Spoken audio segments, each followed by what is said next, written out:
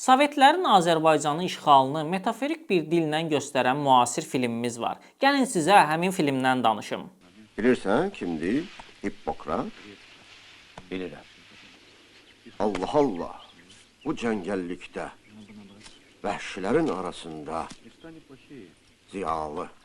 Əksərən filmlərimizdə Sovetləri biz müsbət qarşılayıbmış kimi göstəriblər. Lakin bu filmdə məsələyə tamam fərqli aspektdən yanaşılır. 1920-lərdə ucqar bir kənddə zorla hakimiyyət dəyişir. Bu bir dəstənin gücü ilə baş verir. Həmin dəstə komandiri Aslan ağrılardan əziyyət çəkir. Onun çarəsi isə xalq təbabəti ilə məşğul olan Rəsuldadır. Ancaq tezliklə onlar bir-birinə qarşı mübarizəyə başlayırlar. Filmdə xalqın ənənələri ilə yeni qayda qanunun mübarizəsi metaforik olaraq göstərilir. Qərb ilə Şərqin toqquşması qəhrəmanların dünyaya baxışlarında cəmlənib. Filmin rejissoru Oktay Mirqasimovdur, adı isə Ofsunçudur. 2002-ci ildə çəkilib. Bəs kadrda gördüyünüz aktyorlardan kimləri tanıdınız?